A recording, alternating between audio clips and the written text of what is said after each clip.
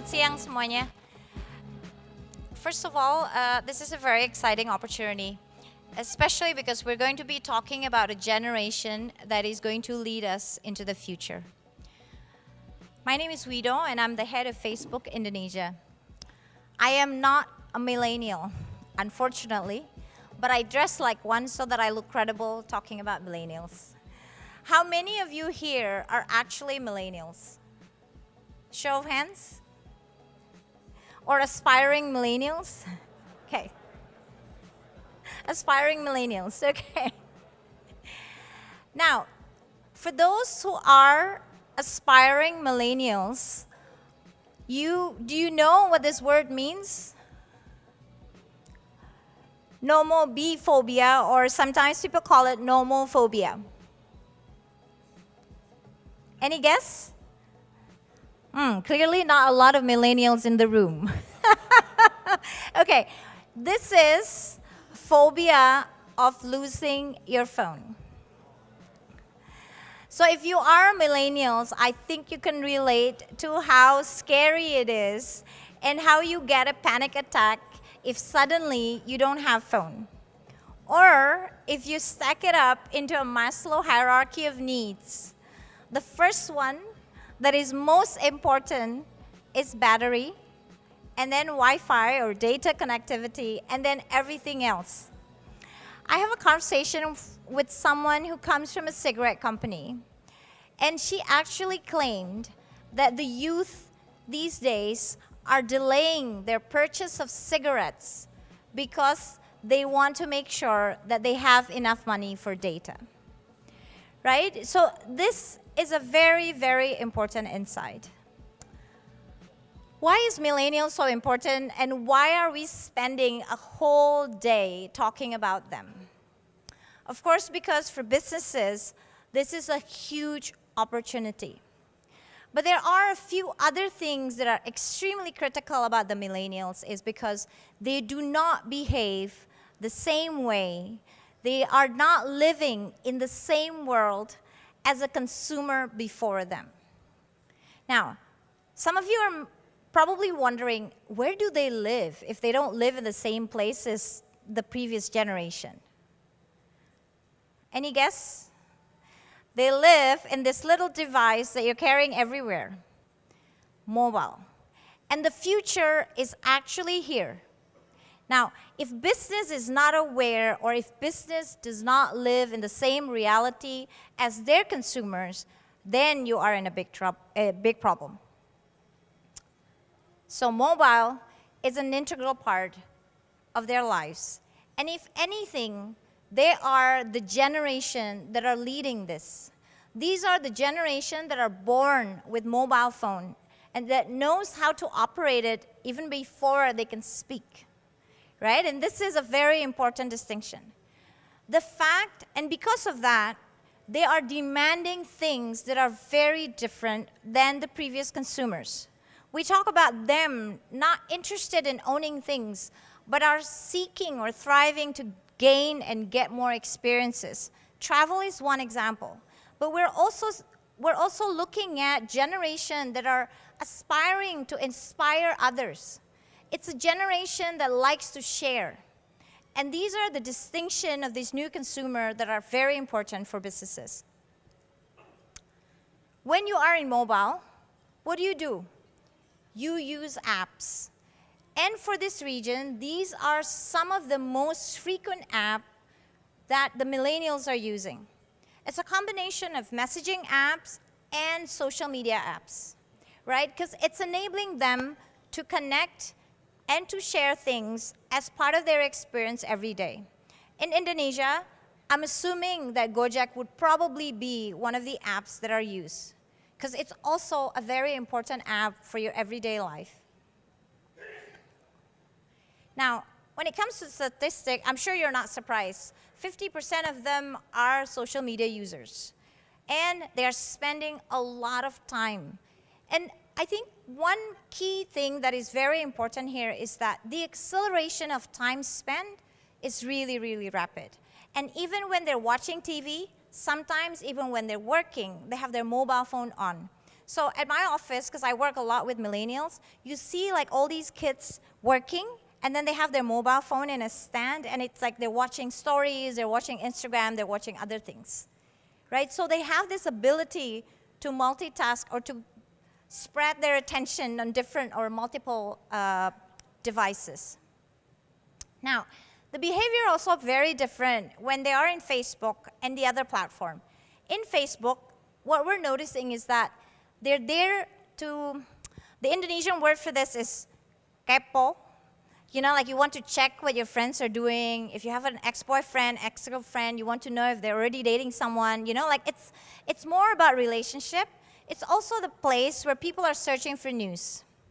Now, what's interesting is, in Instagram, the behavior is a lot different because people are mostly thinking about commerce when it comes to Instagram.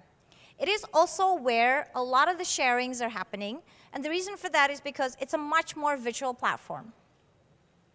So on that note, I would like to focus a little bit more on Instagram, and this is also because this is the platform where the millennials are actively using and also actively driving so that their growth is accelerating. Instagram started with this. It was just a place where you can post all your nice pictures, and the platform enables you to have like filters to make it more interesting. So even if you're not a great photographer, when you put it into your Instagram feed, you will have the ability to make the picture a lot more nice, interesting for people to see. And then they move into video. Of course, video is a lot more immersive because you get to see where you're going, the places, and stuff like that. But the latest one is the movement towards stories. If it used to be desktop, I don't know if any of you remember, there's this thing that you put on your table and you go and look for something, it's just called desktop. That's moved into handheld. And television moving into mobile. The next revolution is about feed moving into stories. How many of you are actually using stories in this room? Okay, a few hands. Those of you who are not using, but too embarrassed to admit that you're not using and don't know how, there is an Instagram story school outside where you can learn how to use story. So this is Instagram story. And what has been phenomenal is that the acceleration of stories globally is incredible.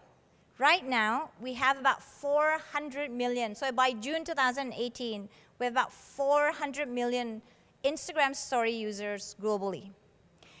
Indonesia is the largest Instagram story producer in the world. So something to be proud of, and it's a very interesting phenomenon because this is not, and I would like to underline something very important. This is not only an urban city phenomenon because we also have stories in WhatsApp. I don't know if anyone is using WhatsApp stories, but the WhatsApp stories is even bigger than Instagram stories. So it's not just people that are in urban cities or people with access to data, but to like higher data consumption, but also people with limited data consumption. Those who are using WhatsApp are also using WhatsApp status or WhatsApp stories. If you have WhatsApp, maybe what you can do is you check the status page of WhatsApp in the front. You will see that maybe your driver, maybe some of the helper, or people that you know are having a limited capability to access data or an older version phone are using stories, but in WhatsApp. So why is it so exciting and why it's like such a phenomenon? The reason is because it's very, very interactive. And the platform is enabling you, even if you have a boring shot, it is helping you to make it exciting. It's got sticker, it's got interactive tools, like for example, ask me a question. You can get rating from your friends. So it is very, very interactive. The other thing is that it's only there for 24 hours. So there's no pressure of making it as good as possible.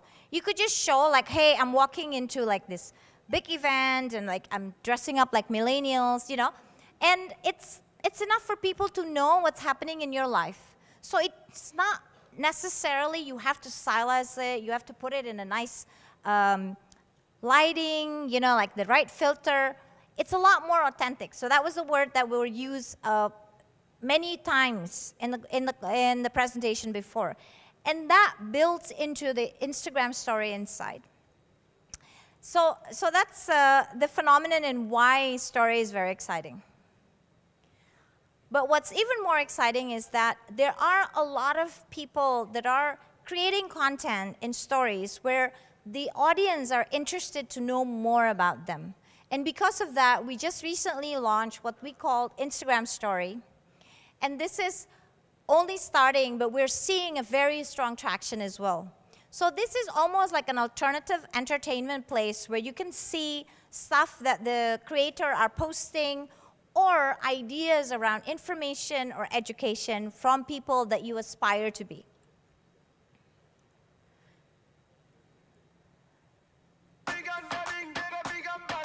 Can I get the volume up, please?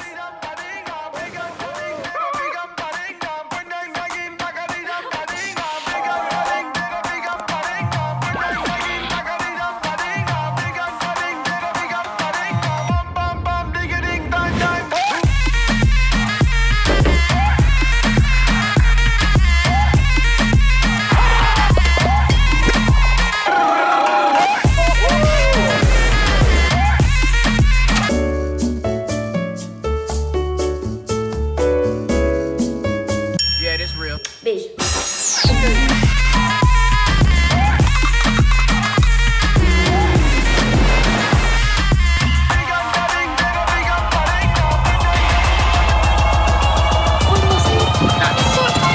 I love vertical video.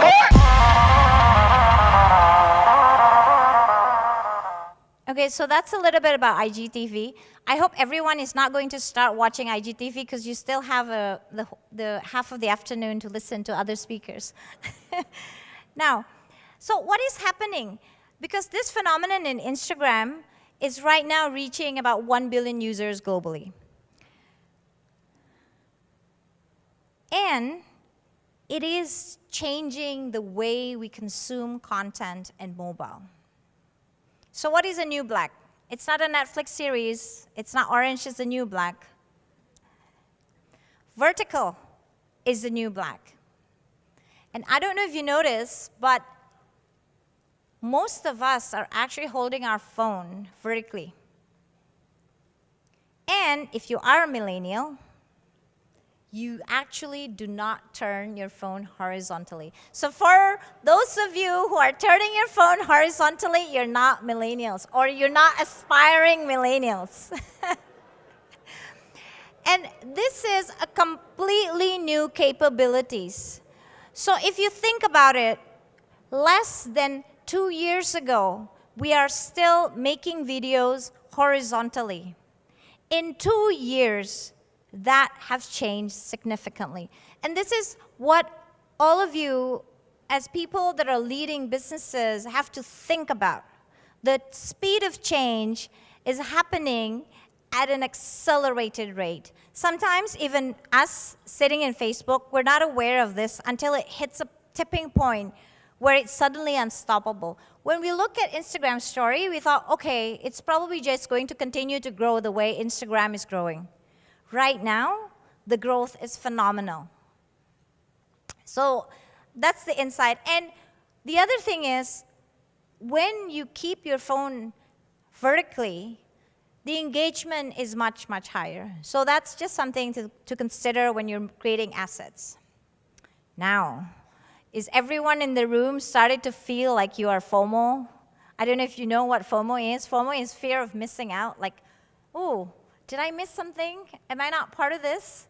Now, if you want to be part of this, the principle of how to create mobile advertising is the same. So if you're thinking about creating assets around Instagram story, it's the same principle as as the principle of how to create great mobile work.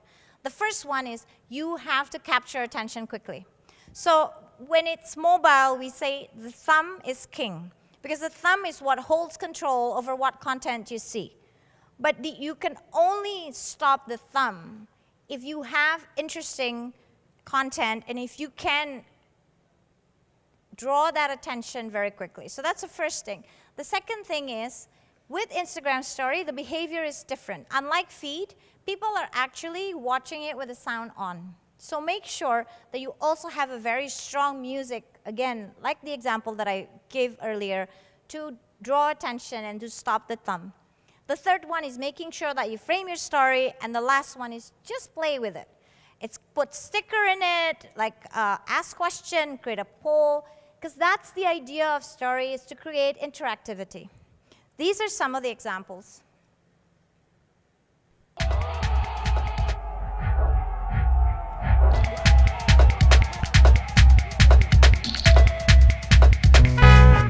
Vamos a comer algo de Beto que nos hizo guacamole, carne con frijoles, carne con frijoles, frito habichuela.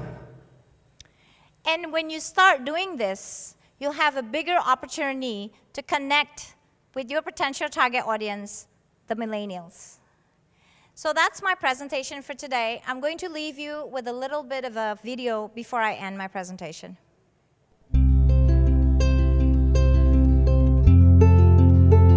Behind every growing business is a story. A story of craft, of hard work,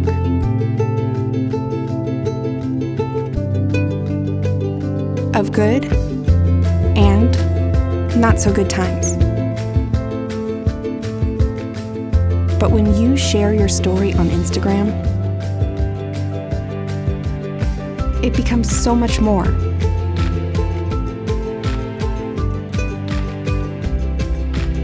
You can start conversations.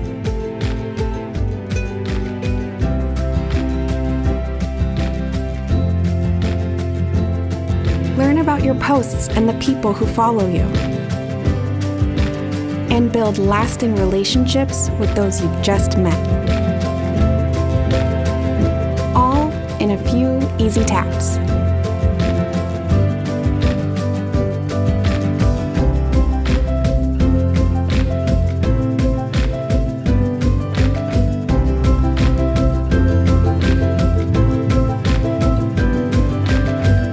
In a world where your business's story can blend in, stand out.